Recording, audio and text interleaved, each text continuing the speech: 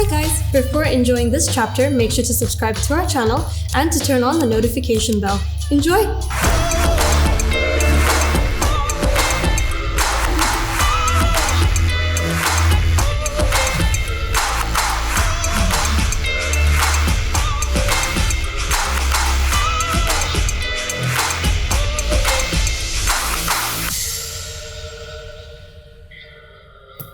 مرحبا.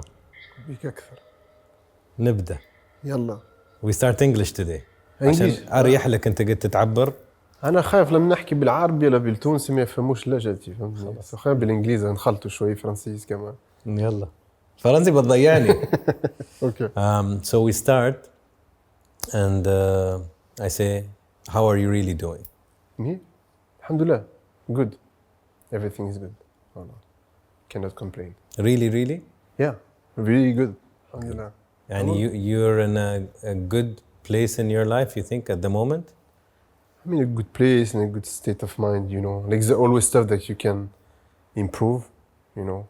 But صراحة, alhamdulillah, I think there is people who are like in a worse situation than me, or like a less good situation as I am. So, you know, I always, my wife, she always tell me like, look down, say, alhamdulillah, and look up and say, ya Rabb, you know. So that's how I look at it. And who would you say you are? Wow, that's such a deep question, man. I'm Faouzi, known as El-Cid. I'm an artist, if this is the professional part. I'm a human, I will say that. I think I'm a human. We didn't go like, I don't want you to trick me with this question. It's not a trick question. It's, No, it's how you see yourself. Like, how would you describe yourself as a human? How I describe myself?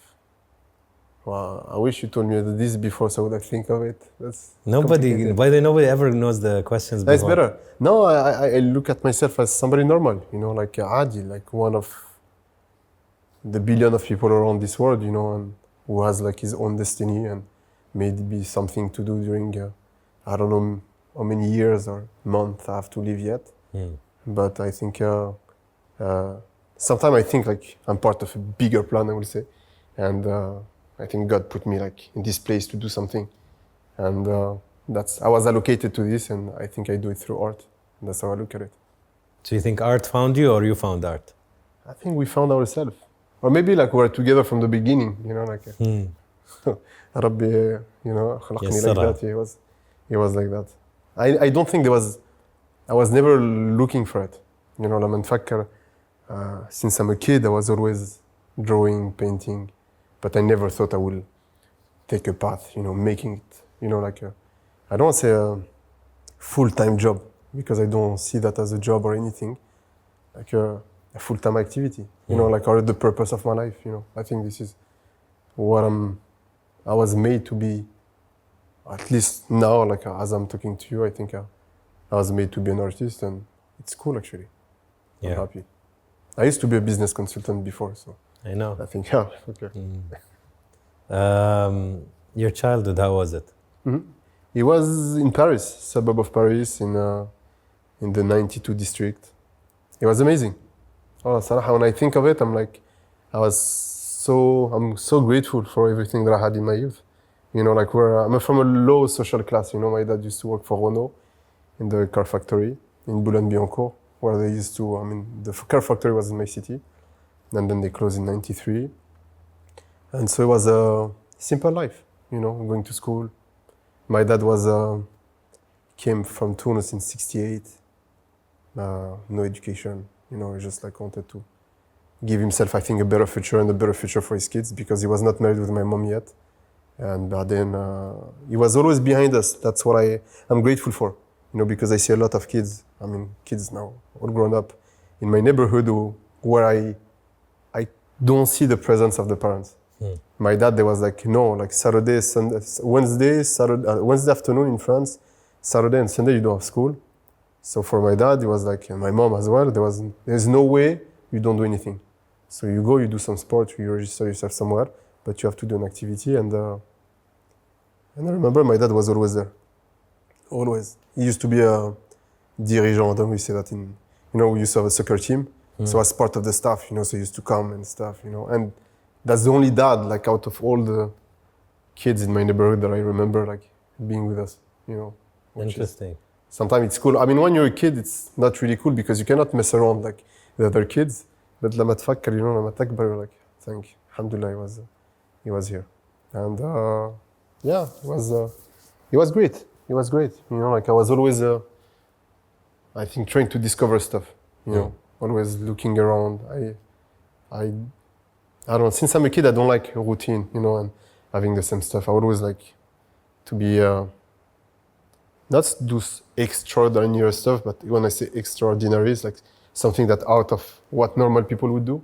So I was always like exploring new stuff, you know, and I think my family was supporting me in a certain way, you know, at their level, I would say.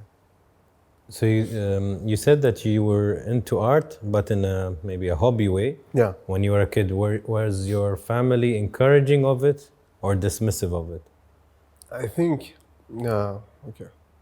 I have like two memories that are, I wanted to do animation back in the days. So I think when I was 14, I built my first light box, you know. And I used to watch all the Disney movies. So in French, I can make you The Lion King, Aladdin and Lion King 93, 94, I know them by heart. So I used to watch like those two movies and I used to rewind just to understand how like the characters were walking or speaking. And so when I built my first light box to do my first animation movie, I used Pythagore, I don't know if you say that in English, Pythagoras formulas, you know, to do the angles. So I was like, actually, yes, there's something useful. Yeah. And my dad helped me, you know, like he went with me to buy the wood and everything. And I remember he also gave me a stickers, Oasis. You know, there was a music band called Oasis before. Yeah, of course. And so in Renault, they launched a car, like I think it was Clio or Twingo Oasis. And they used to put a sticker on the back, you know, it was like the Citroën Picasso. So he came, he's like, this is for you. So he had like, I don't know, Oasis logo of the band, you know, on the light box. And then I remember when I was 16, I said, look, I want to learn how to do watercolor. I want to take some painting class. So I found this old woman in the north of my city. And it was 2 hours for 100 francs. I think back in the day, 100 francs was 15 euro. So I used to go on Saturday from 12 to 2. And I went 1 week, 2 weeks, and 3 weeks. After 3 weeks, I said, look what I have done. You know, I remember I painted the house from Tunis, I had the picture. And then he says, so I said, تعلمت? I say, yes. He said, okay, خلاص. You know? So it was done, you know. It was like, I mean, I don't think it could give me like more money, but I think he paid like 300 francs, like 300 francs, you know, and for him it was great. And the last memory, I think, like of him supporting me, he bought me a book that I still have, a book on Pinocchio, like a collector book. Me, I ordered it, I didn't know the price. And I was like, back in the day, it was 800 francs. 800 francs was something crazy back in the day. It was like 120 euro. When I'm talking about the 90s, 120 euro was a big sum, and until today. And he went by himself, he paid for it, and he brought it back, you know. So I was like, thank you. Yeah. And your relationship with your parents, how was it? Alhamdulillah, great. Wallah. Like I said, I'm grateful to have them. Wallah. Alhamdulillah, Rabbi tawal umrum. They're friends, you know. Like me, I remember, like there's some clash in life, you know, that happen. I think when you grow up, you think your parents don't understand you, but then with time, you like, okay, if they think like that at this time of my life, maybe they had the wisdom that I don't have, you know, or that I didn't have. And so I think they were close to us, to me, my two brothers and sister, and we're still close, you know. And now, like, I think I don't say proud. I think my parents, they don't say it, but, you know, they collect all newspaper, everything that I have. They say, it's okay, bring them, you know, but in 2 examples, you know. So every time I bring, there is a newspaper here, I get a copy, I bring 2, like 1 for each, you know, and they keep them. And yeah, they're happy, you know, they're happy. And me, I think they're happy that we kept the connection with them and connection with Tunis as well. I think this is what they love, you know. I'm deeply rooted with, you know, my city in south of Tunisia, you know, so I think they love that. It's interesting. I don't know how Tunisian families are compared to general Arab families, but, you know, art is not usually something that is common or understood, I would say. Sometimes we don't understand art, so we don't, and when people don't understand, they attack. That's true. So even sports, maybe if a girl wanted to be a ballerina, or a guy wanted to be a singer, etc., it's usually a bit challenging to accept. Because I think in our society as Arab in general, there is no example of it, you know, and usually people are scared of something they don't know, or they have the wrong image, you know. It's always like how do you say that? When you say artist, I think like the guy is like sleeping every night at 4 a.m., always drinking, smoking, and, you know, not doing anything of his life, spending his money, but it's not that. You know, and me, when I used to be a business consultant, I remember when I said to my dad, I'm quitting my job, you know, and I did something crazy because I quit my job the day before my daughter was born, you know, so everybody was like, Intaj Majnoon, you're making good money, and so I think when he saw it, you know, it was like, me, I knew what I was doing, you know, and فكر عندي صديقي, like a good friend of mine, اسمه Karim, is like, Faouzi Majnoon, you know, like in his head, but when he take choice, he knows what he's doing, you know. And then they accepted it, and then they saw, and then step by step. And I remember in 2012 I had my first solo show in Paris, and then they come and they saw, and you know, and then, you know, like this, actually this is serious, you know, this is not a joke. And but then, like, you know, they see stuff on newspaper, so they start understanding, because at the beginning for them it's like, yeah, it's just buying some spray paint and going to paint, you know, like, and they have this memory of me when I was 16, you know, going and painting the wall, and so. For them was not something serious. You know? So I think it's important today that, you know, that people sees that you can, I mean, I think parents, they should feed that, you know. I think it's easier to be a doctor or engineer or like a lawyer than to be an artist today. There is way more doctor and lawyer than artist. So if your kid wants to be an artist, I think you should push him, you know, not push him, but encourage him, you know. So that's how I look at it. I think you said something very important, that because they don't understand, because they don't have enough case studies or examples of people, Arabs who made it. يعني مثلا Mohamed Salah now, people are like, oh, Arabs can play even in the English Premier League. You see an astronaut that is Arab, you're like, okay, you know, Hazza did it, I can probably do it. And etc. With women and men, I think examples are so important. You reminded me also of my son Majid. I was having lunch with him, Mandi, and I asked him, I'm like, "How Majid, you know, what do you think of being when you grow up?" It's a typical question, and he goes, "I don't know." He said, "I think maybe a carpenter." That's amazing. And my first, and this is our programming versus our maturity. My first feeling, I was gonna be like, carpenter, you know? But then I stopped myself. I'm like, so what? Maybe he will be the best carpenter in the world. Maybe he's just saying because he's excited and tomorrow he'll change his mind. But I should not be the party pooper. I shouldn't discourage. I'm like, okay, just be the best one. That's true. You know? That's how it should be. That's how it should be. You know, like, I don't think, I think that's how we should look at, we should encourage our kids, you know, like, to explore new stuff, you know. And, you know, I don't want to say I made it because I'm still building myself, but I think that's how I look at it. I hope some parents or like some kids, if they see me, they're like, look, mama, this guy did it, so maybe I can do it. And like you say, Mohamed Salah and so many people, there's a lot of people doing amazing stuff. You know, it's, you know, I think just a question of, we need to change our paradigm and maybe think in a different way. That's how I look at it too. I have a question. You moved from studying business and working as a business person or a business field to, you just mentioned you quit the day before your daughter was born. How do you reach a point where you make such a big decision and at such a critical moment? If you made it a year before your daughter was born, I would have said it would have been easier, maybe. But how much do you really should be desperate for change that you change even the day before? Because she was supposed to born on the 4th of November, on the 5th, it was a Friday, 2010, and she was born on the 6th in the morning. And my last day was Thursday 4th, 2010, November. And I was like, look, as a dad, I was like, I wanted to be full-time there, you know? So I don't want to be like the dad from 7 a.m. to 9 a.m. in the morning when I wake up and from 6 p.m. until she sleeps. You know, so I was like, look, I will do it. And I used to live in Canada, so there was like, because I work, I have like this kind of 70% of my salary for I think 6 or 7 months.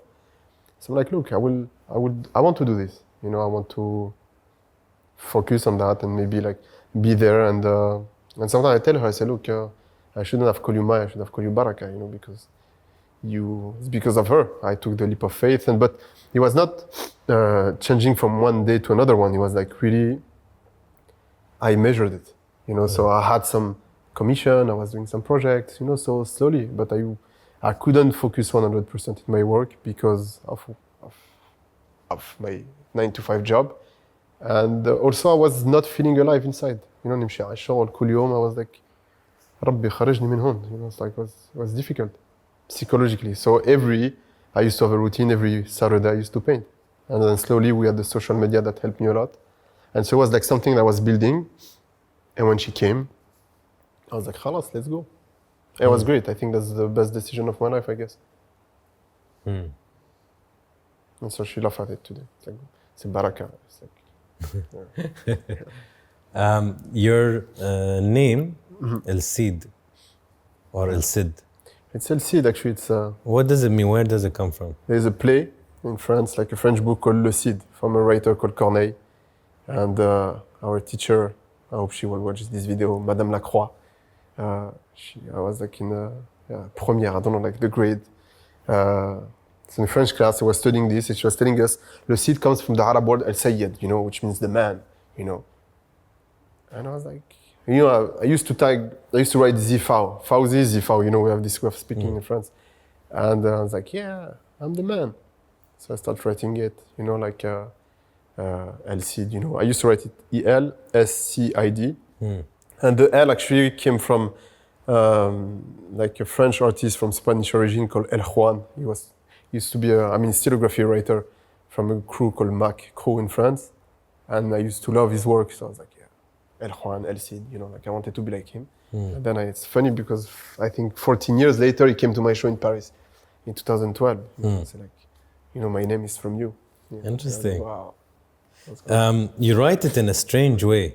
Yeah. E small, L capital, S capital. Yeah. Why is it? I think I know it looks better because imagine capital E and small L, so it will look like EI. It's weird. It doesn't look nice, you know. Okay. So like, I don't know. It stays with me, so I kept it like that. I don't Very strange. Yeah. When I thought first it was a mistake, and then I checked some articles. Yeah. It's written that way. Yeah. I know it's weird. Even me, like it's. But it's cool. I think it's well balanced. Yeah, because you're a visual person. Yeah. You want it to be balanced. Yeah, maybe. Yeah, that's funny. You knew how to speak Arabic, Tunisian dialect, but you didn't know how to write or read Arabic till later. Yeah. Although your art is Arabic calligraphy. Yeah. لما نوريك كيفاش نكتب بالعربي, you will be like, wow, come on, like so bad. Like in خط, you know, like I can do calligraphy, but my handwriting is so bad. Really? Yeah, like. So how did you manage to get into something that you weren't even trained to do? I don't know. Like صراحة, it's I think it was look, as I mentioned to you earlier, because I was born, you know, in Paris, I had this identity crisis. ما حسيت نفسي فرنسي, ما حسيت نفسي تونسي, and in both sides people make me feel that I was neither French neither Tunisian. So I felt I needed to choose. So I was like, okay, I need to be تونسي. كنت نحكي باللهجة التونسية بالبيت, you know, with my parents. And so I said, let me jump into this. And then I started taking some Arab class in Paris, learning like 10 hours a week, you know, at night. Three days a week, like Monday, Wednesday, Friday, from 6:30 to 9:30 in an institute in Paris. And it was so funny. Like it was like a Tunisian, like Arabic Fosha teacher. And and then I discovered calligraphy there. You know, I remember there was a teacher, like one of the Arab teacher was a calligrapher. I said, علمني. It's like, I wanted to open a calligraphy class, but nobody's interested to learn. And so I was like, wow. But the first time تفكر, like he was doing something with his qalam, I was like, wow, this is amazing, you know. And I thought I don't know, it was weird. And the first time I painted بالعربي on the wall with spray paint, it came so naturally, you know. It came from Actually, the whole thing started with a friend of mine, you know, with a graffiti writer from France, you know, Esteban. And I met him in Montreal in 2007. And he was painting his name HEST, you know, he was Arabic, you know, putting some Arabic shape, putting 2 dots on top of the E. And then he's like, come paint with me, let's go back. I'm like, look, I stopped painting since I'm in business, And I said, okay, I will come, but I want to do something بالعربي. And I remember this first graffiti wall بالعربي was so ugly, you know, and then one after each other, like it's crazy. And like in few weeks, I felt something natural came. It was like, I don't know. There was something so natural. I felt like it was already like in me, like for years, but I had to, you know, turn it on. It was weird. And that's it. And then I grew up with this, you know, with the love of Arabic culture and calligraphy. And that's, the more I realized that, you know, like, if I was not born, you know, in France, I wouldn't be able to do what I do today, you know, because I will never have the, you know, حب اللغة العربية وحب الثقافة العربية, because it will be every day in front of me. Take it for granted. You know? Yeah, see, it's in front of you, so don't you look at it. صح. And so like today, same, and I reconcile my two, you know, identity. So I'm Tونسي, French, whatever you want to say. I don't. Human. I'm not into this anymore. So I don't want to be always linked to these 2 parts of the Mediterranean Sea, you know. But also I think there is a guy also who I remember the first clash that I had with Arabic language when I was 11, 93. With my high school or college, I don't know, like when you're 11 in French, we call that college. My school was doing like a school exchange with a high school in Tunis. So my correspondent, I don't know, it was something weird. You go أسبوعين عنده اسمه حسن مقرون, and يجي عندك أسبوعين في باريس. And then in the time between, you know, you write letter to each other, you know. Yeah. And so لما وصلت in Tunis, the first day, it was, I tell you, April 10th, 93. Man, you're good with dates, huh? I don't know. I just have like like reference in my head. So I remember it. So my mom called me straight away. She called me, and the phone was in his uncle's house, like my friend Hassan. So I go, ونحكي مع أمي, you know, بالفرنسي. Like, ouais, ça va, you know, je suis bien arrivé, nanana. Ils sont gentils. Then I hang up the phone. And then عم صديق is like, تحكيش بالعربي أنت؟ تحكي عربي؟ C'est like, si, je parle français. Je dis si. نرد عليه بالفرنسي. C'est que تفهم. Je dis ouais. علاش ما تحكيش بالعربي؟ He like was super mad. I was like, what's wrong with this guy? And I think he slapped me. I think it was like a psychological like slap. Something happened in my head. So I think I tried to make the effort to حتى نفهم باللهجة. I start, even if I was making mistake, I was like, okay, خلينا نحكي عادي, you know. But it was a funny moment. I wish I recorded this. Language is a very tricky thing. يعني even today, we were on a clubhouse room. Okay. And I had written that it will be in Arabic and English, depending on the question, we will answer in the language. So there was this kid, he looked like 15. Okay. He joined the clubhouse room and he wanted to give his opinion about the topic. Okay. And while he speaking, he was speaking in English. And then this guy out of nowhere, هذا ليش ما يتكلم عربي؟ I said, أخوي أنا كاتب اللي يتكلم بالإنجليزي إنجليزي، اللي بالعربي العربي. وقلت له آخر شيء يمكن الولد نص أجنبي، أمه من مكان، يمكن رابي في مكان، يمكن عربيته مش قوية، وأهم أنا عندي المحتوى وأسلوب التعبير عن اللغة. أنا وقلت له أنا مو مدرس لغة عربية ولا نحو ولا تعبير. كيف هذا؟ شوف اسمه عربي. زين، فالولد اتكلم قال أنا ما أعرف أقول بعض المصطلحات بالعربي. قال شوف يعرف عربي، شوف. زين ليش زعلان؟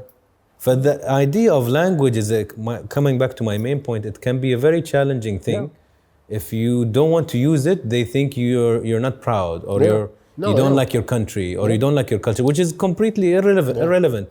No, it's not that. أنا نفكر وفي ناس I think for me like the fuck of like واحد يجرب. أنا لما نحكي بالعربي عارف ديما فيها نعمل غلطة هون غلطة هون you know عادي نجرب you know أنا مولود في فرنسا so I'm cool I'm not ashamed of that you know what I mean.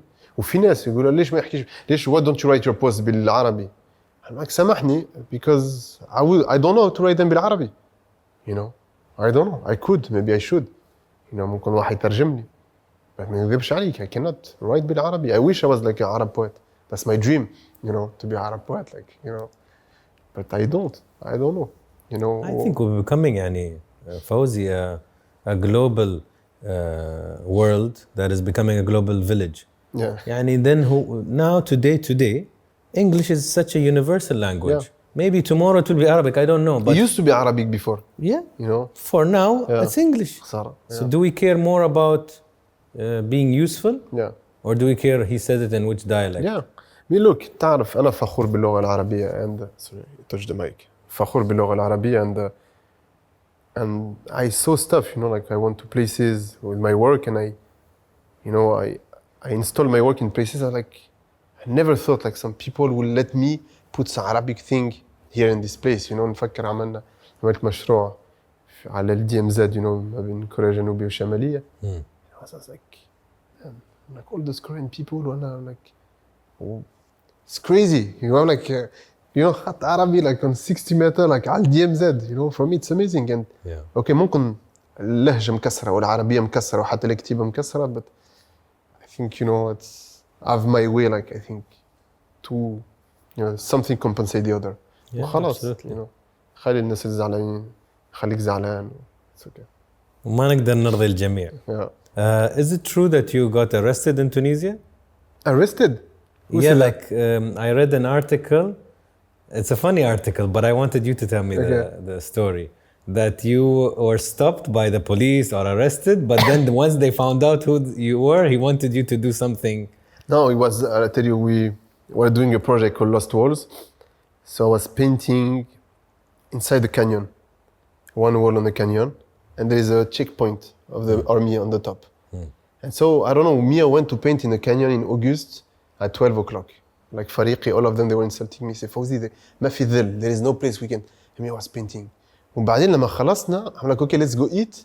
And I saw like on the mountain, like a house on the top of a mountain. I'm like, نتغدوا, and then we're gonna paint this wall. Now we're doing a road trip. So I'm on top of, we eat, we go, like it's almost like بعد العصر, you know, so I'm painting and stuff. And then I see like a car like of army, like military in it with like weapon and stuff. And so they come, say, اشتعملوا, what you doing? And so like, and you know, like خليت I hide the spray paint behind me, I threw them. He's like, no, you know, فنان تونس, you know. It was 2013, like بعد الثورة, like 2 years after. So, you know, نحب نبين العالم نوري العالم معنا شنو تونس وفنان ونكتب It's like, okay, وش عملت? So I show him some project and, you know, like just to calm them down. وبعدين نقول كنا في قرقنا, we went to Jerba, now we're here, and then we're going to this place. He's like, okay. And نفكر اسمه كابتن عماد هو. He was like Captain عماد. He was the captain of the army. And then he told us, I say, well, we're going to Medina اسمها الكاف, like in 10 days. He's like, عرسي بعد 10 أيام. So he invited us to his wedding, you know, so it's cool. I mean, I love this story because it shows you actually with art, like you can connect with so many people. Yeah, absolutely. You know, and there's always a way to find me. When I was doing the thing in the DMZ, I'm like, my goal is to make the soldier, like, you know, like those guys, to make them smile. Voilà, tout le lion. Like when installing the piece, I was coming with the cookies. I was like, cookies? You know? And then I think after like 6 or 7 times, like, they يضحك, it's okay, give me a cookie.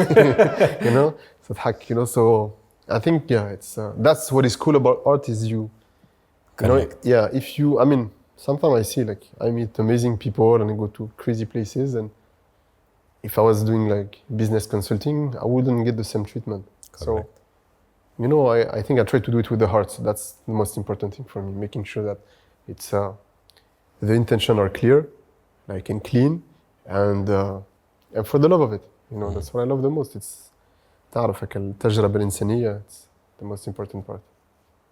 Why is the Egypt project so special to you?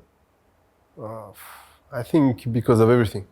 everything in it is special. The way it was thought, the first visit in Masr, like the meeting with the community, the challenge, the human experience. I think it was just insane. You know, أول مرة رحت على مصر 2015. So I had this idea. I remember, and I texted Wahid from my team. I said, look, we're gonna go to this place and I'm gonna paint the full city. ما رد عليا. He didn't respond. And then he responded, he texted me something else about work. Fauzi, what do you think?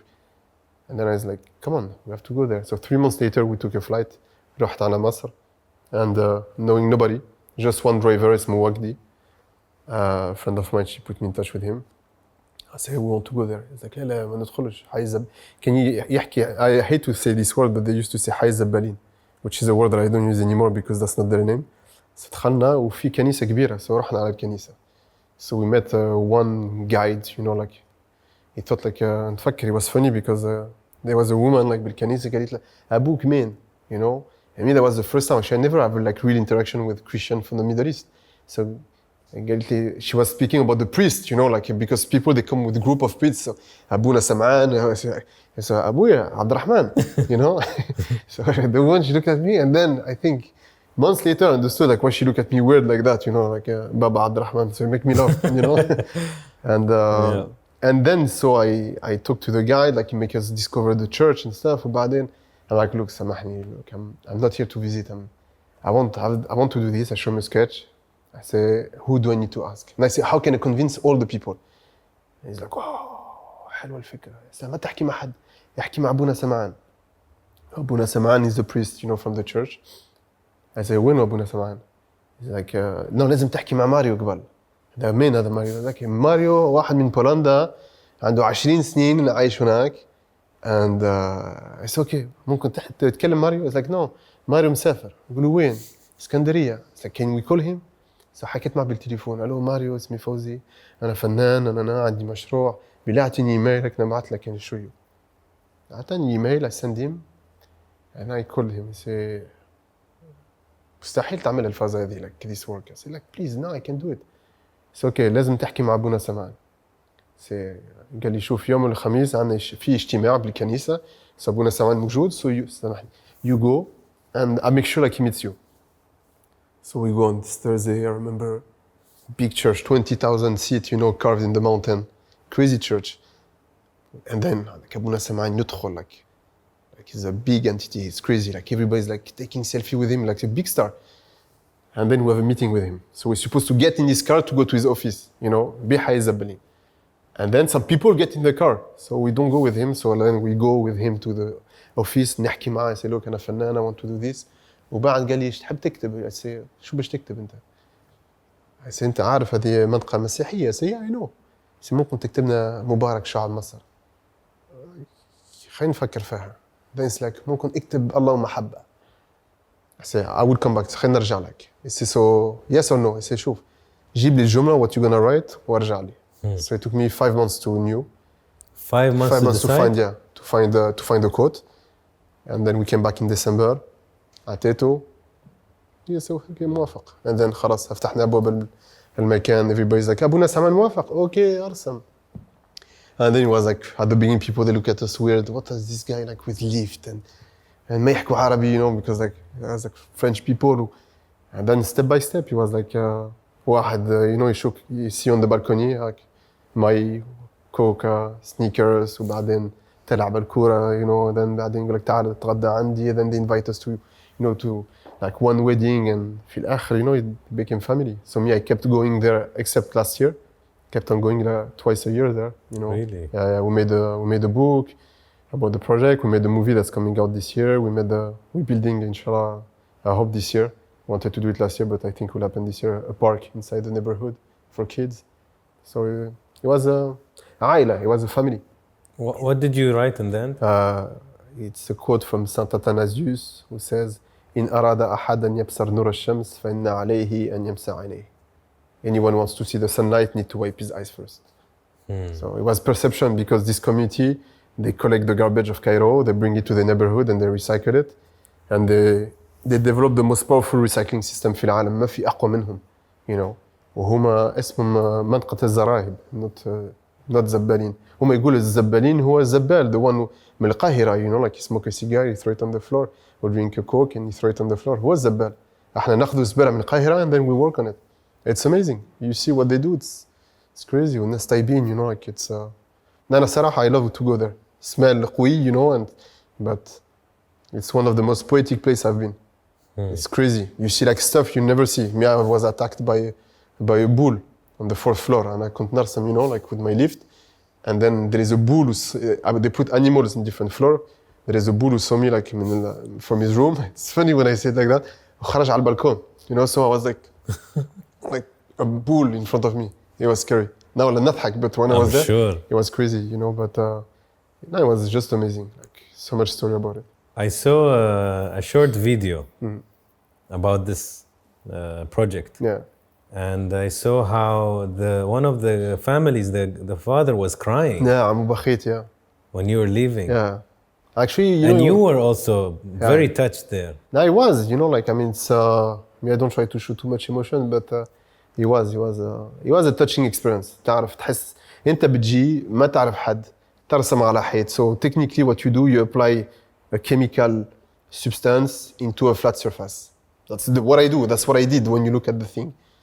And just doing this made us come so close with the family, with people there. And then after the project, some people were visiting, and it was crazy because my phone kept on ringing. Like في واحد اسمه عمو فوزي بيقول لي في واحد اسمه جيمس صحافي يحب يشوف اللوحة ندخلوه. So it's like عمو فوزي هذا مش رئيس البلدية. So, you know, because you have to go on top of a cafeteria by the church, you know, so to see it, and they used to close the door. And yeah, it was just amazing. وأنا عندي ذكريات like the most. And it's weird because it's 5 years now at this time. بنحس الطقس, you know, like it's weird because the March weather became like a reminder of this project. When I come to March, when the weather is like, I don't know, right now, like I know until March 17, I will always be like kind of nostalgic, you know, and I always say that, there is 2 moments in my life I'm nostalgic of. I think it's my wedding and the project. You know, it was cool. That's the 2 moments I'm like, I wish I can just go back like ساعة just to leave the ambience and then come back. Yeah.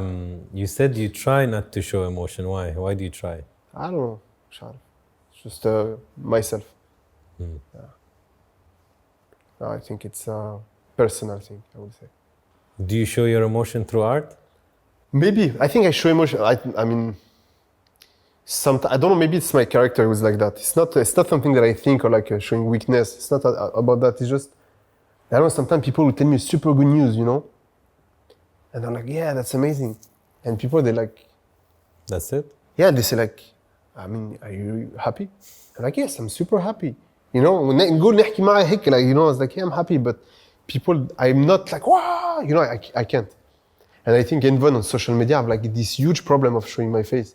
You know, like where people are like, hey guys, you know, we're talking, for example, now with my team, say, Faouzi, you need to take some class to be able to speak directly to the public. If you see my Instagram, it's always from behind the camera. I'm not like, hey guys, look, I'm here like doing this. I can't. That's something that's not in me. And it's difficult. I did few videos. If you see like the past 3 months, I made some video that we posted. And like, Sarah, it's like I'm killing myself to do this. It's so difficult, you know, but I think expressing emotions, I think maybe art is a way for me to do it and to show maybe sometimes feelings, you know. No, but I say, you know, I don't have any problem to say to people, I mean, I love them. I say to my kids, to my wife, to my parents, I love them. Yeah, I was going to ask you, are you expressive with your kids? Yeah, a lot. I think too much. I think a lot. I have to. It's important, you know. It's not to have to. It's. I think it's natural, you know. Yeah. And I feel it, you know. وما عندي, I don't think I should be. ما في حشمة, you know. I think like احنا العرب, like I don't know, I feel there is a kind of pudeur, you know, like where you don't want to express too much, you know. أنا عادي, you know. I tell my kids I love them.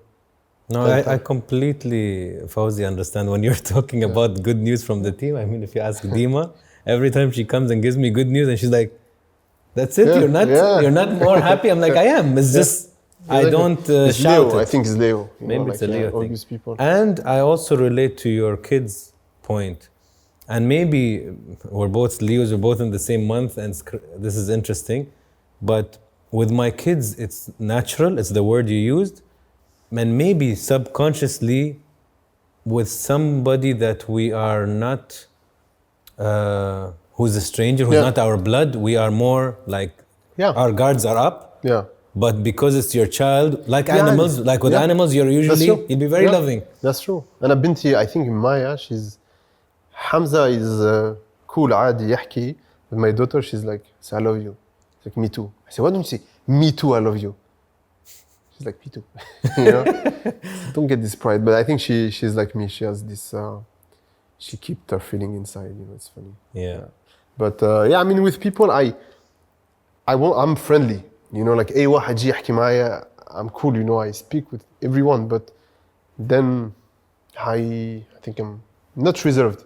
I still have like a kind of boundary. Yeah, I don't think I don't put the boundary, but sometimes it takes me time. I always say I like to welcome people. I'm gentle with people, and I always say like, trust. You don't lose it. I mean, you don't win it, you lose it. So I trust you because you're a human being. So and I trust you. I think this is normal. And then once you lose it, it's done. You know, so you don't have to win my trust. I think if somebody come to me straight away, I trust him. And sometimes people say, friend of mine, family say, Faouzi, you're too naive. I'm saying, I'm not too naive. Sometimes like, I see واحد عفريت, I see him coming from far, and I just want to prove myself I'm right. So I let him come. And then he tried to screw me, and I'm like, okay, I knew it. Actually, you think you trapped me, but actually, like, I just prove myself right, you know. But it's just, I think, I don't know, maybe it's a Leo thing or like, مش عارف. Would you say you're arrogant? No, I don't think so. I don't know. I hope I'm not. I hope I've never been with anybody, you know. But I hope not. Do you think arrogant people think sometimes they get a perception that you're arrogant until they meet you? Maybe. Some people think I'm cold, you know. Cold. Some people, they say like, really, that's funny. Some friend of mine tell me like, yeah, you don't know like the perception people have on you. It's not, I just, I don't want to say I'm introvert, but for example, if there is like a lot of people in the room, I won't speak. You know, and my friend, they say, Fauzi, you're funny. Like, why don't you make it? Like, yes, I'm funny, okay, but you know, like in private, you know, not with, I don't know. I have like this kind of reserve. I don't want to be like, hey guys, I'm here, you know. So I don't know. It's weird. Even in school back in the days, if I knew the answer, I wouldn't raise my hand. And عارف, you know, I know exactly what the problem. Everybody's like waiting, and me, I know, but you know, like مش حاشم, I don't know, like عادي, طز, you know. So, but I hope like if anybody think I'm arrogant, come talk to me. Like I'm not. I try not to. You know, maybe sometime I don't know. Somebody comes to you and you know you're in the mood of something. واحد يحكي معك and you're like, okay. And sometimes it's not linked to the people or the person. It's like maybe somebody comes to you at the wrong time. Yeah. But I hope I'm not arrogant because I see some arrogant people and some arrogant artists. And فكر like I met one of a famous artist 11 years ago and Allah, he did something super weird to me and I say Allah. I say, Ya Rabbi, make sure like if one day it works well for me, I never become like this guy. And I hope I would never. I hope it works well for me and I hope I don't become like this person. Yeah, I think that without you explaining to me, I completely understand because there are some similar resemblances or characteristics. And I think people mistake confidence with arrogance. Yeah. And somebody told me, Anas, do you think you're arrogant? And I said, I think I'm confident, but arrogant is I think I'm better than you. I don't think I'm better than you. Who am I to say I'm better than another human being? How can I say that? How can I literally believe I am better than somebody who I don't know what's inside? That's true. Or how they think, or what good they've done, maybe 10 times better than me. That's so true. I can do that, but you can be confident. Yeah. It's like I come and say, Faouzi, I really like your style. Thank you. And you can say, you say thank you instead of saying, no, it's not. You know you have good style. Or I say you're a great artist. You can say, no, I'm not a great artist. Or you say, thank you. Yeah, خلاص. You know you're a good artist, so let's not play this game. But that's confidence. Yeah. But somebody else is like, oh, you say, thank you, so you know you're a good artist. You're like, yeah, I do. It doesn't mean I'm arrogant. Yeah, I mean, like, I think, you know, what's important is to know your value. You know what I mean? And a lot of people say, oh, you made it. I didn't make it. I mean, like, I'm far. Like, wallah, you have no idea. For me, like, I hope this is just the beginning, you know, and I try to grow. And that's how I look at it. You know, it's like step by step. And people sometimes like they say, who do you think you are? And I جتني هذه الفازة like many people on Instagram, you know, like it's weird because social media create this kind of proximity with people. صح. And so me, I try to be, I don't want to say try to be nice. I'm like, you know, I wrote once to Will Smith, he didn't respond to me. And I'm sure like there's a million of people who write to Will Smith or Denzel Washington, you know? But I'm like, me, I try to, at my level, to respond to every person, you know? So I'm not mad at anybody. You know, there's this Spanish actress, my daughter, she loves her. She's a young girl. And I said, okay, let me try because I'm like the blue sign, maybe she'll respond to me. And I was too confident, she didn't respond to me, you know what I mean? Yeah. But there is other people, you know, like who responded to me, which is cool.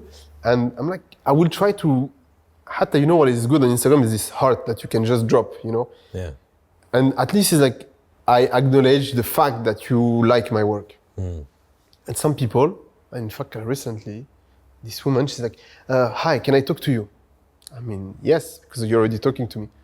I'm doing this brand and I would like you to design a logo or something. So I قريت المسج. Then I was traveling with my kids. Then I don't know, we're going to Paris. وبعدين شكشوكة. And then after 2 days, she's like, how arrogant are you? You know, no. You should sometimes consider people like from the, you know, like le commun des mortels, she wrote in French, like people like, you know, normal people. I'm like, انت مجنونة, you know, like you have no idea. When you texted me, maybe my mom, she called me. Maybe I hang up. مش عارف, like, I don't know. You don't know. You know, maybe I went to the bathroom. مش عارف. You know, like people just imagine stuff. They think that you're available for them 100% of the time. And that's make people crazy. And me, sometimes make me crazy. So I'm like, I'm nice, but I mean, don't push it too much. And that's not arrogance. It's just, I think it's important to be good with people as much as you can. You know, ما نعرفكش. I don't know you. Like from Instagram, you're behind the screen.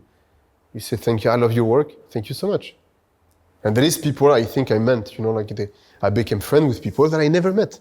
So, you know, which is funny. There's people that I know from 20 years. Like I was talking with this guy, one breakdancer, one b-boy from France. I used to love his style. But the guy Damon Zalan, he was like, his name was Willy Boy. Like, I was like that. And then now, like we're talking, you know, it's funny. 20 years after, I was like, I don't know if you know me, no. Like, of course I know you. You're crazy. And you know, like I used to look at you dancing back in the days in La Défense, and, you know. And this is funny, like how sometimes life goes, you know. And I think it's, I think we should use, you know, like those tools to bring people together and not split them. So yeah. Tell me the story about Hadia. Hadia. I hope I will find her. Like, Hadia, I was in Melbourne like in 2012. So I was painting like in North Melbourne, small wall. And it was weird. She came to me. It was a little girl, I think, from Somali origin.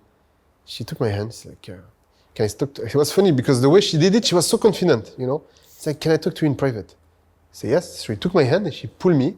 She made me sit on some stairs. And she told me, when I grow up, I want to be like you. I like animal and nature. I want to be an artist. And then she wrote her name. I have my wallet there. I can show it to you. Can I go? Yeah, bring the wallet. Maybe you wallet. Yeah. Thank you. Sorry. Okay. I have my wallet there. And so she gave me this little piece of paper and she told me, I hope I didn't lose it. I will be like, I kept it for 9 years. So if I lose it, I will be so bad. Okay. You have a lot of notes. Yeah, like, no, but some people, they told me, please keep it. So I'm like, every time I'm going to throw it, I'm like, imagine I meet these people tomorrow. And she asked me, so look. So this is the little piece. She wrote her name. So you see, like, I mean, now it's almost cracked, you know, North Melbourne here. Yeah. And she wrote her name, Hadia. And she wrote 19 October. She wanted to put 2012. She put 1,000, you know, 200, you know. And she said, keep this paper with you so you always remember me. So I don't know, like, I was like, you know, that would be funny actually. Now she must be 16. It'd be cool actually to find her. Yeah. You know, so I made this video. Every year I make a post. And this year I said, like, let me make a video and see if we can find her. But we didn't yet. So I hope she became an artist and I hope she's happy in her life and I hope I will meet her again. It will be funny. I hope she become like a crazy good artist, you know, and then Why is it so important to you that she becomes an artist? I don't know, because I inspired her at one point of my life, and I would be like, actually, this is the power of life. I was there at this time at the same place as her. Imagine like if she took my hand and I say like, no, I don't want to speak with you. So like, leave me alone, I'm working, you know? Maybe it would have changed something totally. Maybe she like, I wish I never become an artist because I don't want to be like this guy, you know? But I don't know, I tried to be cool and I said like, okay, I made a promise, I said I will keep it. So I kept the paper. And yeah, we didn't find her yet. What's the most important project for you? I think each one is important. From a small wall, you know, that I did here in El Sarcal to like project like Perception or anything like around the world in Brazil or in the States. I think each one has a special story, you know, like with a special connection with people, which are for me like important. You know, each one is a moment, you know, and yeah, so I say always that I collect moments, you know, because the artwork at some point will just disappear. Somebody will erase it, it will get vanished with time. But I think me it's more like, yeah, this. At one time, I met people in a place, and because there is art, that I'm capable of meeting them. So art today is a tool for me to go to those kind of places, you know. And I love this. So there is no, I think Cairo is, you know, like we did in Cairo is like way bigger than anything that I did before, but it was a mistake. That's what I want to say. It was not supposed to be this big, you know. It was supposed to be bigger. وبعدين like واحد from my team is like Faouzi, like you out of the neighborhood, like you're going to Zamalek now, you know, like so make it smaller. And so I was like, okay, like that's the smaller I can go. We didn't know. I counted on the map like 36 buildings and there was 52. And at the end it was like crazy, but it was by mistake. And any other project, big or small, is like little story. You know, people that you meet, like this woman in Algeria, I was painting about as the 7th floor. And I was painting the wall, فتحت الشباك. She's like, ولدي تغديت? I'm like, no, I will eat after. I was like, تفضل. And she put like a full, you know, plateau, like with couscous, ujaj, and everything was ready. Like she was just waiting for me, you know, to reach the 7th floor. It was so funny. That's so nice. She opened, you know, that was so cool. You know, there's so many stories like that, you know, of people that you meet randomly. People that this guy in Greece called Mr. Makis. It was so funny. He was a runner, you know, for like people who make movie. Like it was in Mykonos. It was like my honeymoon with my wife. I think she thought at this time I was crazy, but I think she still thinks that, like, come on, I'm here in Mykonos, I have to paint something. So I don't know. I meet this woman in a store. And I'm like, yeah, you know, like I'm an artist, no. And then she introduced me to somebody else, like who was an hotel. So like, maybe we would like you to paint his building. And then this woman from the hotel, she's like, oh, let me introduce you to Makis. You know, he knows a lot of stuff. And then I find myself in Greece, in Mykonos, with this old man, his Vespa, buying some paint, and it was so funny, you know? Imagine if I was not painting, I just say like, oh, I'm looking for a cafe. Nobody would take you on a bike, but you meet so many people like that, and and I love that, you know? So we're making a book called Collection of Moments with like all this little story, you know, but I mean, I have so many of them. Faouzi, why do you do what you do? I would say because I love it, first of all, and I think it makes me feel the humanity. You know, I think in every time I work outside, I feel people are human. I think with art, I don't know, art brings back the humanity of people, and I think it's becoming addictive. You know, I really feel that. You know, now I'm excited because tomorrow I'm traveling, and it's been a long time I didn't have like this feeling of like, we're going somewhere, but we don't know anybody. We're just going there, you know, but it's still secret. I cannot talk about it, but it's fun. I told you what it was, but it's fun, you know. Yeah. I'll write it in a big subtitle. What does love mean to you? Love, I will be cheesy, okay? Let me be cheesy. We need cheesy. Yeah, no, there's this guy called Jean Cocteau. He says there is no love, there is only proof of love. You know what I mean? So I always say that to my kids and to my wife. And I think love, it's easy to say I love you or love. I mean, I think you should show. You should show it. You know, how express it. You know, and I think everybody express it in a different way. Me have my way of expressing it, maybe artistically and also in a different way as well with like close people. But yeah, That's a bit of cheese that I put there. There's no love, there is only proof of love. Yeah. There is no, you're married. Yeah. You have kids. Yeah. Your social media has nothing personal, and not personal, I call your art personal, but personal in terms of family. It's on purpose, obviously. Yeah. Why? I think because, I like my privacy. I'm not interested in seeing where I am and what I do and what my wife looks like or my kids look like. I think people a bit intrusive, and for me it's important to keep this, like my kids, they didn't choose, I don't think my kids, maybe one day my daughter say, Baba, I want to be on your Insta. Okay, I'll let you go on it. But I don't feel comfortable of showing them, and it's not about my life, it's about the art that I do. I don't think people will care that yesterday I had like a keftaji. Like most of the people don't know what is it, but it's good. But I could have made a video, hey, I'm eating keftaji in my house, Like, I don't think people care about that. I don't know. Even people they do care, but the question is, do you care to share it or it doesn't matter? No, I don't care to share it. I don't want to. That's what's important. Because I tell you, me, the way I look at it, I don't know why. I mean, I always think like that. I was like, what people would be interested to know that I'm doing this, that I'm eating I mean, if it's related to work, I'm not to work, but to my art practice, yes. But the rest, I think people know my daughter is Maya, my son is Hamza. I think it's easy to find, but it's difficult to find her. I mean, I think there's one picture of Maya online, only one, from the back. Yeah, it's not easy to find anything for you personally. Yeah. I searched. No, I know. It's better. I prefer to stay private. And do you think, considering you're a popular artist, considering you're married, considering you have children, you think this choice of segregating your personal life and keeping it private helps keeping your relationships healthy in marriage and maybe friends, maybe with your kids? Do you think it's a positive thing for you? Yeah, I think it's important. I think it's important. I think sometimes I'm like, I look at people the way they deal with social media, and then I think it becomes a show, you know what I mean? And you feel, me for example, like it's been a few days I didn't post. It's fine, you know what I mean? But my life of every day, everything that I do every day, I don't have to say that to people, then where is the privacy? Where is the intimacy? Like there's some stuff I don't want to show. Like somebody's buying a house straight away. I bought a house. I'm like, خلاص, مبروك عليك. It's nice. You know what I mean? But I don't think, I mean, like some people say, like, خايف من العين. It's not that. It's not. It's just, I think sometimes I don't want everyone to be aware of what I do.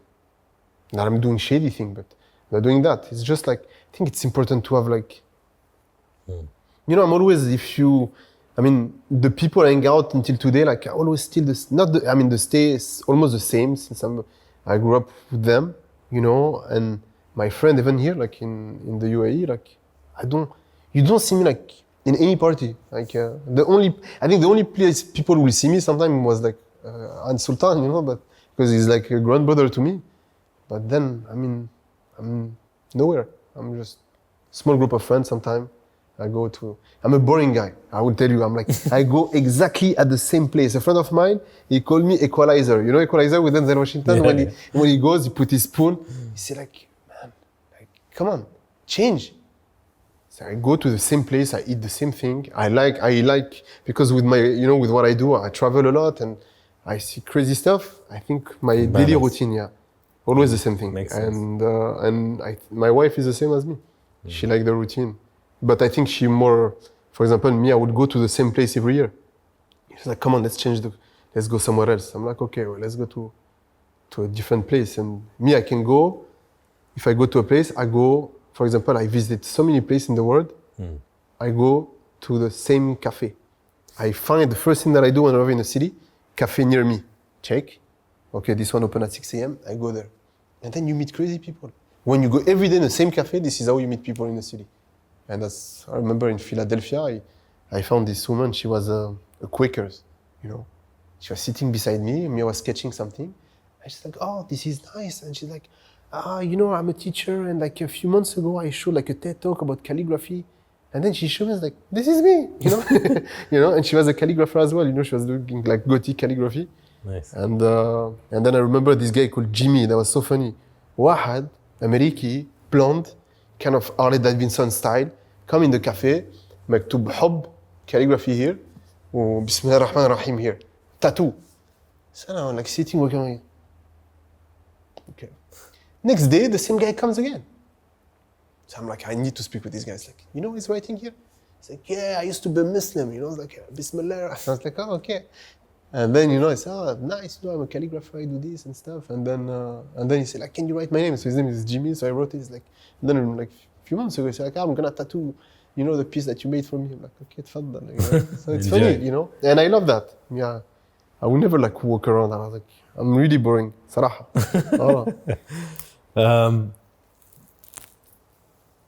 We switch. Favorite color? Pink. Pink? Yeah. And 3 deep reasons why. Unconventional, because when you say pink and your boys are like, oh, why you like pink? I'm like, okay, that's always this stupid thing. And I'm like, okay. Did you know that in history, pink was first introduced as men's clothing? I didn't know. If you go back in history, it was actually a male color at the beginning. Then it got associated with Barbie. Okay.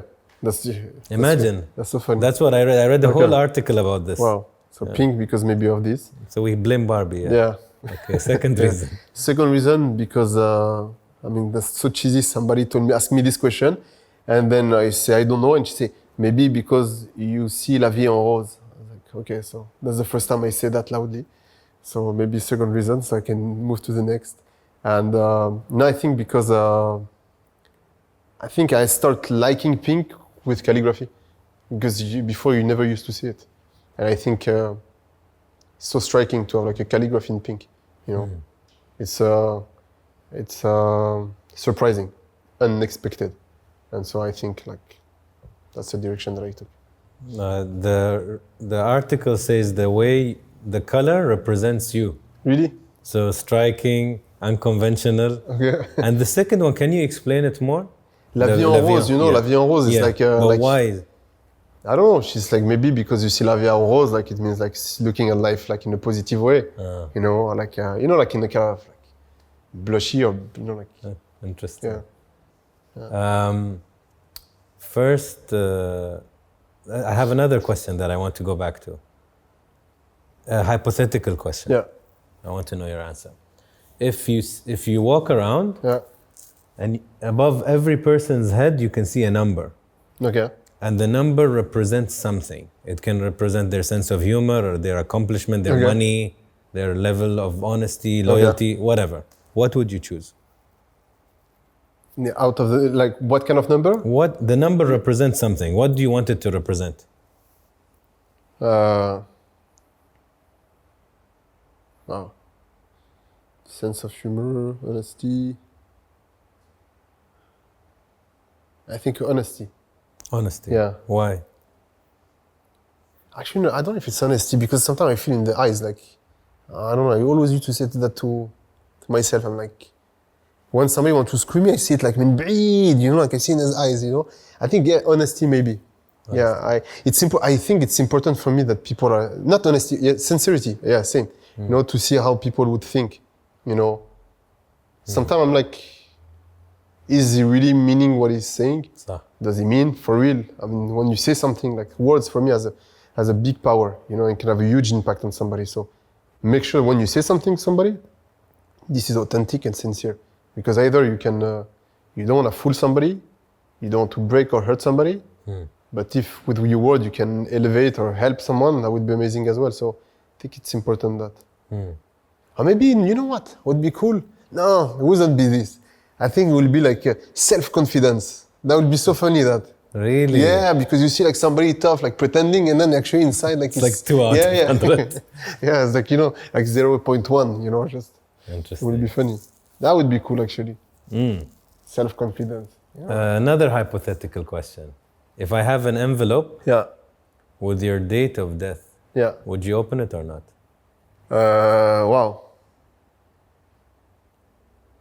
No, I don't think I will open it. Why? Because then it will change everything that I'm doing, the way I'm doing it now. Because if it's tomorrow, I will be freaking out. You know, like, come on. You know, if it's in 1 hour, you know, I think I will be like, okay, thank you, Anas, for the last interview. I have to go. You know, and no, I don't think, I don't want to. I think it's Arabic Calligraphy, you know, but I don't. I think people want to know, you know, but you wouldn't react the same way. For sure. You know, there was this movie where people like had like their time.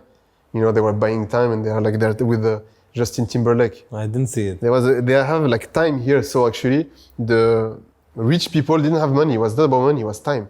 So I can give you time, I can take time from you.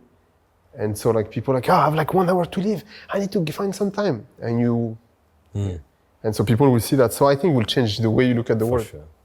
If you know you have like 1 week to live or like 100 years to live, I don't know. إن شاء الله نعيش زي جدتي. My grandmother, she passed away last year. She was 105. MashaAllah. Allah yarhamha. Allah yarhamha. And she played that's so funny because she's in the documentary. She played in the ad for Ray-Ban that we shoot in Tunis. You know, like when she was 103, I was like, come on, you started your actress career like really, really late, but it was funny. What are you afraid of? I'm claustrophobic. Claustrophobic, really? Yeah. Okay. That's scary. Like once I was stuck in Tunisia in an elevator with a big Algerian guy, claustrophobic. You know, and both of you? Yeah. He was with his son, and I was like, oh no, what's happening? I'm claustrophobic. No, it was crazy. Me, I had like once I did X-ray on my head. At the hospital, they thought I was crazy. They're like, what's wrong? Like, what's wrong with this guy? I was like, no, take me out. And he's like, no, but it's open. I didn't get off. I was like, it's open on the other side. Okay, it's okay. You know, I can't. There's so much stuff like in London once, there was like the elevator, like there's a station they put you the number of steps, 1,500. And I saw all the people getting in the elevator with my wife. And I'm like, no, Allah. And then she was waiting, and then she saw me like, I can't. I'm scared of that. And then I don't think I'm scared of anything else. No. Best moment in your life so far? Best moment? Alhamdulillah, there is a lot. I mean, Give me one. كل يوم. I mean, there's so many stuff. What pops? What quickly comes to your mind? I think it's, I don't know. I don't want to make anybody jealous, you know, because if my mom, she sees that, she's like, yeah. If my wife, she sees that, she's like, it's, you know. So like, you know, let's stay diplomatic. I think there's a lot of moments, you know, with different level of emotion and feelings, you know. I think this is, I'm grateful, you know, because I had a lot of happy moments. I hope it will always be like that. You know. Because you said something also interesting. You said there are 2 moments in your life that you would love to just get a little sense of them. Is there anything like that, like a feeling or a moment in your life that is so vivid for you that you know it's not going to be repeated? I think those 2. You know, I think, yeah. Now also, you know, there is I miss the feeling of, it's funny if I tell you this, I don't want to say being on stage, you know, because I used to be a b-boy, so we used to make a dance show and stuff. And like the adrenaline that you have, like before a battle or before like a dance show is weird. And I used to do grappling, you know, like jiu-jitsu, but without a kimono. And I used to do competition. And so I remember, I mean, like last competition I did in 2005. And I remember the craziness when you win, and like there's something that I felt only in dancing and in competition. And I think that's something that I wish I could I don't know how to get this, it's a craziness. Same as when you were a kid and you win a soccer tournament, and you know, like it's like a regional tournament, and حسيت نفسك you win the World Cup. Yeah. So sometimes I wish I was a soccer player and I score, you know, for my team at the final of the World Cup at the 90th minute. You know, like just the feeling of that, like, Yeah, it's a crazy feeling. Yeah, it must be crazy, I'm sure. I'm sure. I think it's out of body experience. Yeah, I think like, you don't control yourself. Yeah, you know. Worst moment in your life? Worst moment?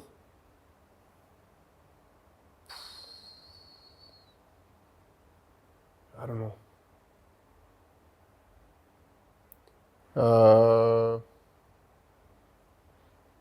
I don't know. No, I don't want to answer this kind of question. It's خلا person. Because you remembered something. No, there's some stuff that happened in my life, but I think it's better to keep them. It's a personal thing, Yeah, or it's personal stuff, it's something that would hurt somebody. No, personal. Only personal. You know, Because I saw your eyes, you remembered something. Yeah, no. There's a lot of. I mean, some stuff. A part of my life was not the coolest. I think it was just. It was not a moment. It was a period. You know. Depression? No, it's not depression. It's just realizing you made a mistake. And then, yeah, it's complicated. Alhamdulillah. Is it resolved? Alhamdulillah, yeah. I'm here today. Yeah. Yeah. I don't know the story, but I know it's uncomfortable for you. No, it's not uncomfortable. I think it's more, how can I say that? There's a moment in your life that happens and then you're like, I wish instead of doing this, I would have done this. So maybe, and then you like, if this happened, there's something good behind that today I see, and alhamdulillah, I'm happy with it. But I don't look at it, you know. I think in every situation, you know, like there is some you look at it bad, but there is maybe good in it, and I saw it, and I think at this time I couldn't see it, and today like I see it. So even now, like you ask me this question, I'm like, actually no, there's no worse moment. Okay, I'll have mercy. I won't push. Your wife's name? My wife's name? It's easy. You find it on. It's on social media. What is it? It's Dima. Dima. Yeah. So, Dima in one word. Yeah. What would you describe her in one word? Blessing. Blessing. Yeah. That's her name, actually. Dima is like the blessed rain. Why would you call her a blessing? Because that's what she is. To you? Yeah. And not only to me, I think to a lot of people. But I think for me, like me as a character, as a human being, I think she's an amazing blessing. Alhamdulillah. And Maya in one Maya? word? Blessing as well, you know, but in a different way. You know? You have to choose another word. Now because Maya should be Hayati. She's love, you know. That's how I look at it. Your son's name? Hamza. Hamza. Yeah. In one it's word. A different love. In one word, what would you say? I think it's love as well, you know. Hamza is it's weird to define this because like I look at my kids as my friend, you know. So really I say like we're friends, you know. And I want them to see me as a friend as well, you know. There is still the parental authority as we define it, you know. Everybody defines it its own way. But it's important that I look at them as friends. So yeah, I would say, love it's love. I think Maya and Hamza will be love. That's how I look at them. My wife as well. Like, it's complicated. Come on, Anas. Like, you give me questions. These questions are not. People think it's simple. It's not. No, it's not simple. Because you have to summarize somebody to an emotion or to a feeling or to a word. So people think it's easy until you ask them the question. They're like, ugh. Yeah, I think I look at them both. My kids and my wife as blessing, you know, and I look at it as a.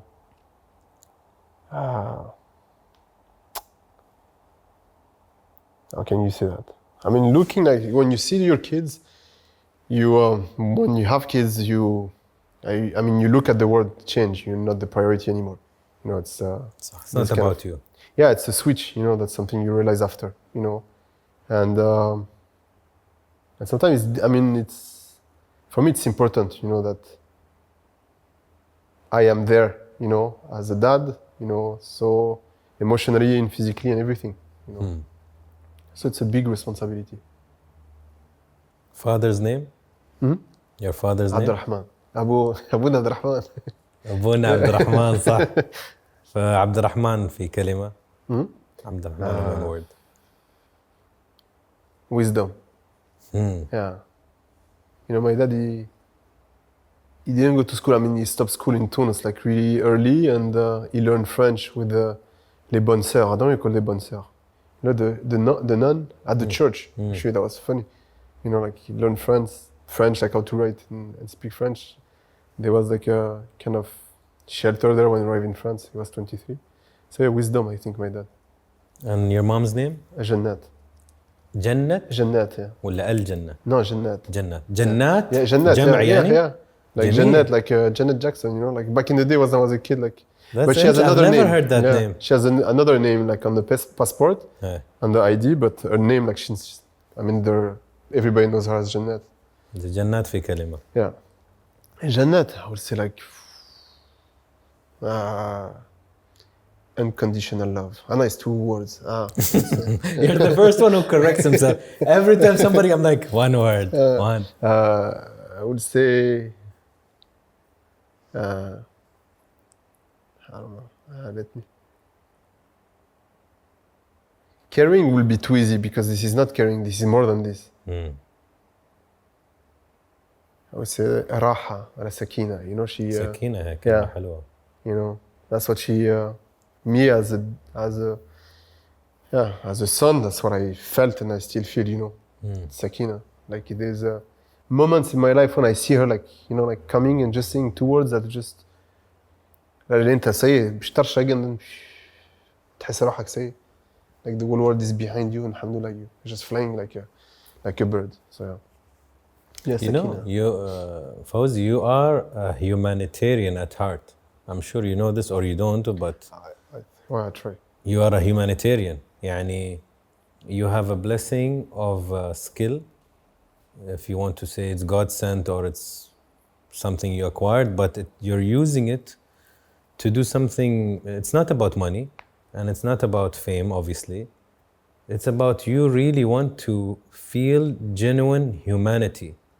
And you get that rush when you go to countries that you don't know anybody, because you're connecting through something. Maybe you're not the best guy, like you said, in expressing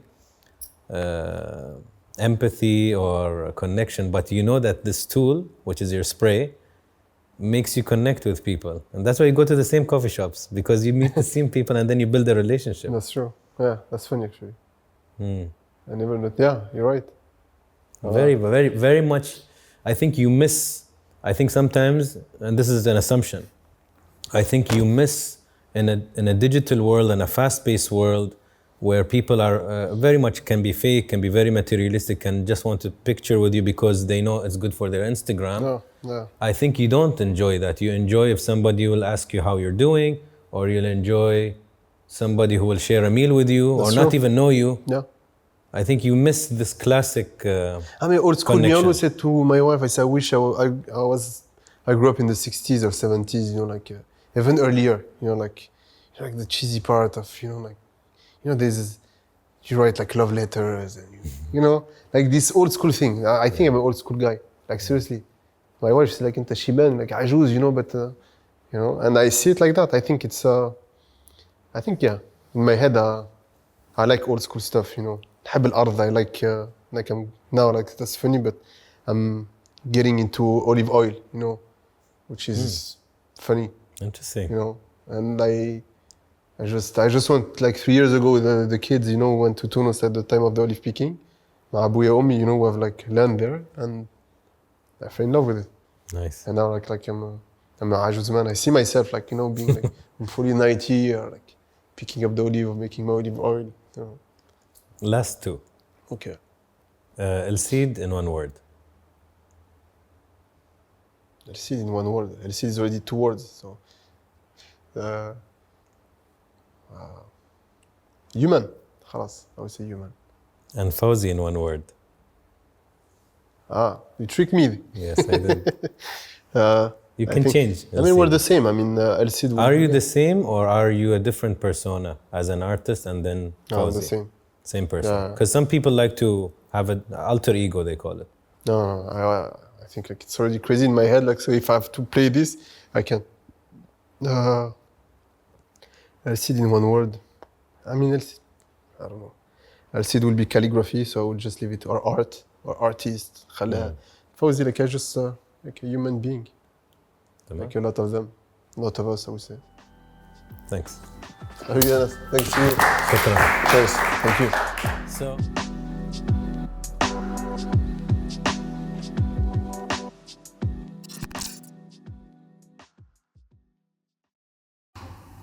Okay.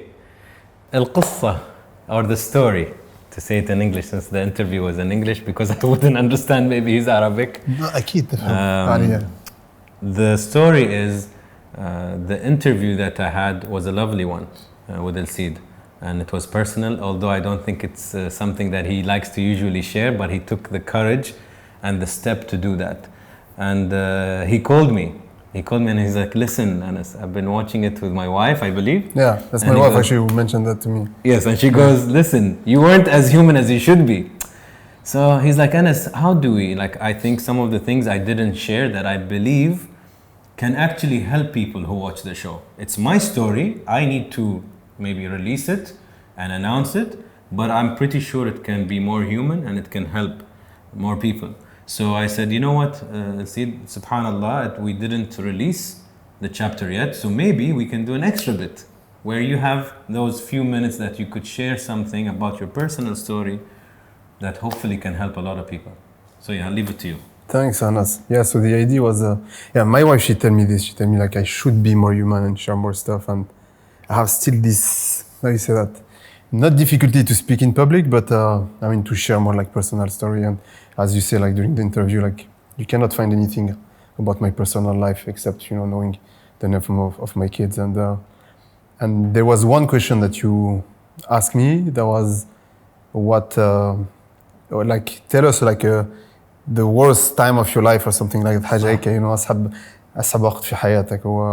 And then I thought of some stuff, and then I tried to not compile, but I was like, I think, there's few stuff. First of all is when I look from where I come from, come from like a really like low social class, and then alhamdulillah, I think, my art allows me to rise in a certain way. And people, most of the time, they, because they see that your maybe not circle, but your environment, maybe your daily life is changing, they could be mad at you saying that, hey man, you're, how you change, you know what I mean?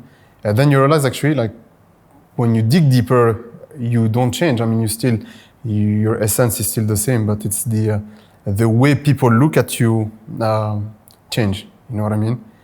And then from this, I think over years I've faced people like close to me in a different social circle. I won't say where, I think, but people, they will recognize themselves because I'm sure they're gonna watch this.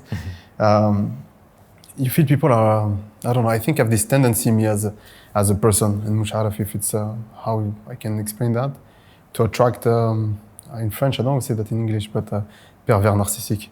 People who are like so toxic in your life that bring you so down. Usually it's, I don't know, people used to speak about perverse narcissistic as a man, like a man, it's mainly man, but I think it was like, I found like some women who were like a bit crazy, and but it's, it's the idea of how sometimes you make somebody doubt, or you reflect. I think you think that the success of somebody is threatening to you. Yeah, or is the reflection of your own failure. You know what I mean?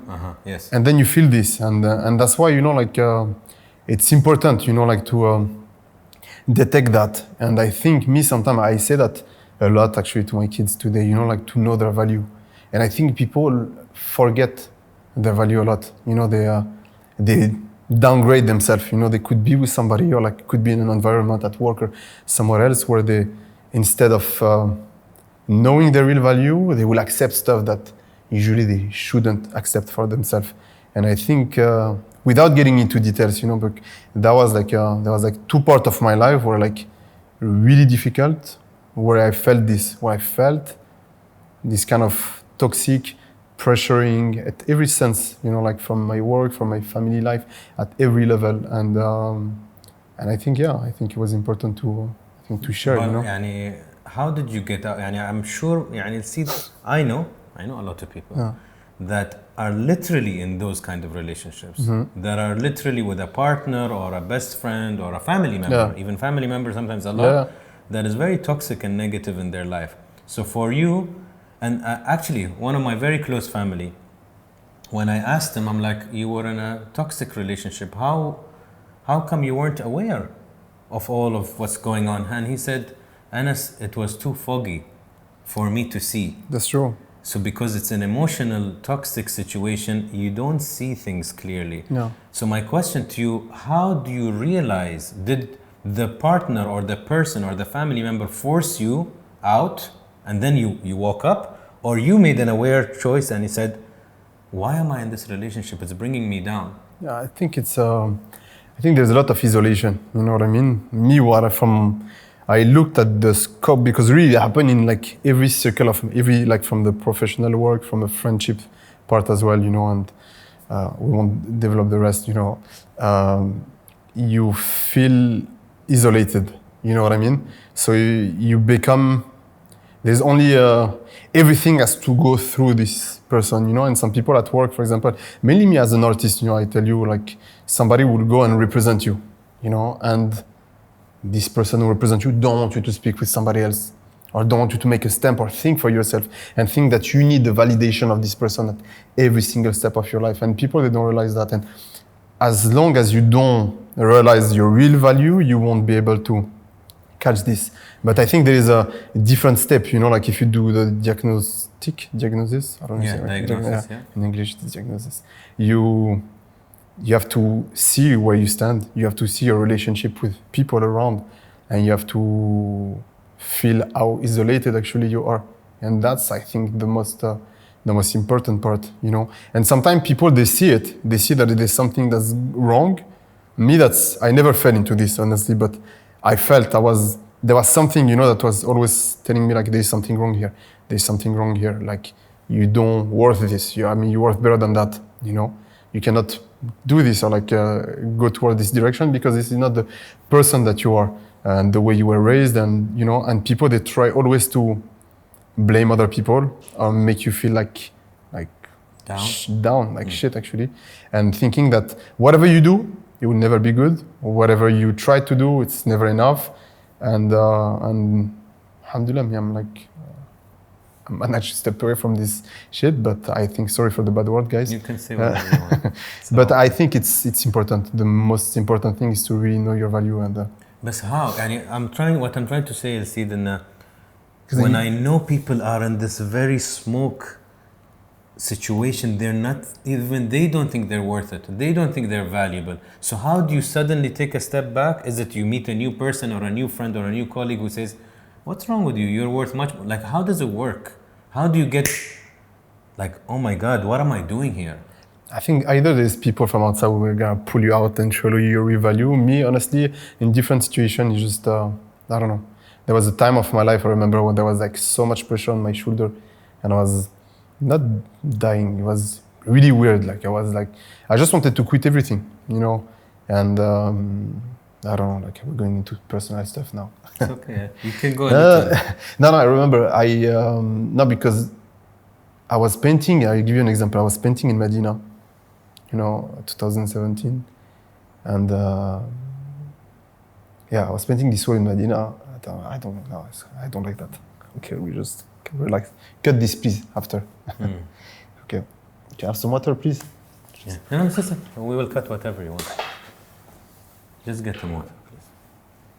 Thanks, man.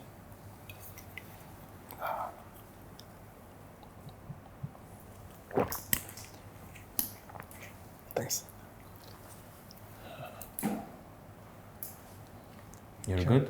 So we have to cut this. We cannot show whatever that. You want. Okay, thanks. Whatever you want. Can I ask you, and this, if you want, if you want it removed, it will be removed. You just remembered something very sensitive to you. Yeah. Very, very, like, I didn't expect to see this. What can you tell me about this feeling that you got? Why did it make you, today you're 2021, you're talking about 2017. Yeah. What happened?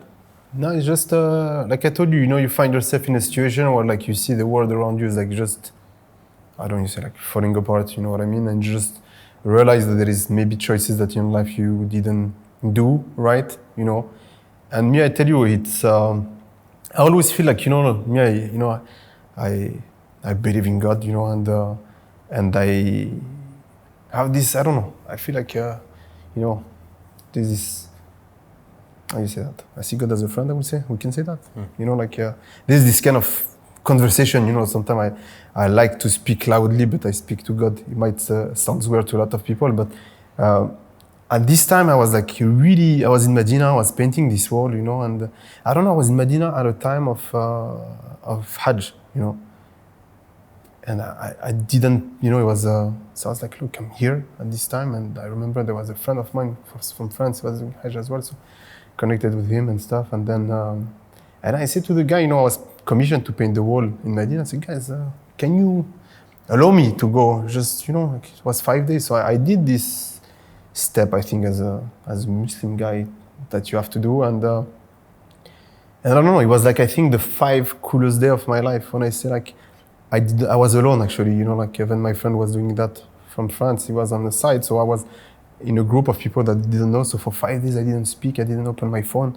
And I was like totally disconnected, you know, and I don't know, like when I came back from this, you know, like when I was there, like I asked God just to remove the weight that I have on my shoulder and allow me to, I remember I said, allow me to forgive to a friend of mine. And I finished the pilgrimage, and then I found myself in a position where I don't know, a week later, like all the weight that I have on my shoulder were gone because these toxic people in my life, they were out of my life, you know? And yeah, and so I don't know, you get out of this, you know, it's a weird situation, you know, and that's why I think I don't know, like some people, they dig into it, but for me, I don't know, I think I was lucky enough, you know, to notice, and yeah, that's it. I don't know. I don't want to go too much in details, you know, like it's... Would you say it was for your story? Mm-hmm. It was this I'll summarize what I think I understood. Mm-hmm. So for Al-Seed to get out of this very toxic situation with toxic people, mm-hmm. okay, whether it's professionally or personally, it was the disconnecting from the world for 5 days plus asking God for support. This was faith and a disconnection? I don't know if it's faith or disconnection, because I'm sure like some people who don't believe in God, you know, like could get out of this. No, you know for you. I'm talking about you. For me, it was... What worked for you? I think, I don't know if the disconnection allowed me to step away and look actually around, you know, to understand, you know what I mean? Because you take stuff from a different perspective. You look at it in a different way, and you have time to think. Because I feel in the time, you know, like the way we're living today, like I think we don't have time to think. You know, like wherever you're sitting, somewhere, like you're waiting somewhere, you have your phone, so you never have like your brain totally disconnected. You know, like we never get bored. We always, even when we're bored, watching something online. You know, and I think the fact of disconnecting from the world allowed me maybe to step out in a certain way, you know, and yeah, I look at it as a kind of retreat, you know, like that's how I look at it. You know, it was really like, and I think people need this. When you find yourself in this kind of toxic place, it's important to step away, you know, and like I said, you know, like from a personal level or like a professional one, we don't, sometimes we don't, I don't want to say we don't have the courage, but we're so caught up in some situation that we don't know why we're still there. And it's important that you pick your battle. You know, me today as a person, I don't, you know, like, when I look at it, I don't like conflict. You know what I mean? I'm not, you know, like, even if I know, like, you're totally wrong, you know, I don't even want to convince you. You know, and I know that. And some of those toxic people try to convince me that I was wrong. You know what I mean? And I'm like, look, I pick my battle. I have like more important stuff in life than just like wasting my time with you. So, and people, it's a big leap of faith, you know, because most of the time people stay in this kind of relationship for a long time, you know, and they don't realize, and they think that the whole world is around this, and that's why, you know, like from a personal or professional point of view, just to step back, you know. And I hope like a lot of people will watch that and maybe understand, you know, but it's difficult. It's not something that, it's a big leap of faith, you know, because people will always, even if you jump, like people will try to catch you and say, stay here, you know. And so just go, like, but there is, I think, some signal, you know, like some trigger that allows you to understand, like, that actually there is really something toxic in your life and you need to get rid of it. I have a question. Why Although I think, I feel from very far that you're in a very good space in your life, alhamdulillah. Yeah, alhamdulillah. Okay. Yeah. So why remembering something that you're supposed to be over made you emotional? No, I think it's just the fact, you know, like just coming back to the situation and remembering, you know, like when you remember like the situation and then and sometimes you might hurt people, you know, and this is what I did, you know, like I hurt people and, you know, I told you like about the question, you know, when we said like, I was thinking of the question, what scares you the most? What's your biggest fear? And I don't know, I responded claustrophobia, you know, I'm claustrophobic. I cannot stand to be stuck in a place. I'm too close to you. No, I know, like I know there is a door, so I know I can escape, you know. But it's more I think what scares me the most is to hurt people, you know. And even like if somebody did something wrong to me, so sometimes I'm like, you know, like I can just ignore you, like I don't even want to respond. But I think in certain time of my life, I hurt people. I hurt people, and thank God, you know, like the people that I hurt, I think today we're back and even better friend than before, you know. And so that's what I think is important to me, you know, I guess. Okay. I thought, by the way, yeah, I don't want to cut anything because this is the first time I see more depth to your humanity. I've never seen it before. Today, I think what you said also, Sid, I'm sure even the people sitting here, just wait and see the comments of how many people will relate and connect to what you went through. Inshallah. This is what it is about in the end. It's not about us, no? No, I know. It's I know if it can help, you know, if Inshallah. it can help, you know, but that's what I said, you know, usually it's, I don't think this is something people talk about a lot, you know, like, you know, and they don't realize. You need to be brave too. No, it's when I say not on camera, but I speak in general life, you know, because you have somebody who's really, you know, I don't know, like somebody who's like toxic to somebody else, will never think he's toxic. He will always tell you, no, I'm here for his good. You know what I mean? Absolutely. And actually not, you know, and it's important as well, the other side. But that's why we call that pervert narcissistic, you know, because on the other side, the person doesn't realize. It's a very emotionally abusive relationship. And I've seen it even with footballers and their agents. Yeah. So the agent will make you feel like shit, like you really need him, like you're stupid without him. That's true. He has to review the contract, he has to negotiate, and suddenly you're fully dependent on this person. Yeah. And the same happens with a wife, with a husband, with a friend, with a That's family. True. That's true. But I think that's why I think it's important that you know your value. You know, to me, it happened to me in the professional part and in the personal level. And I see actually the fact that I think I knew my value, like what I worth, allow me to like, yeah, look, I don't need this bullshit. Like, and I step away, like, and I know myself, you know, I always say in my head, you know, like, everything will be all right, everything will be all right. But the day in my head, I say like, khalas, it's done.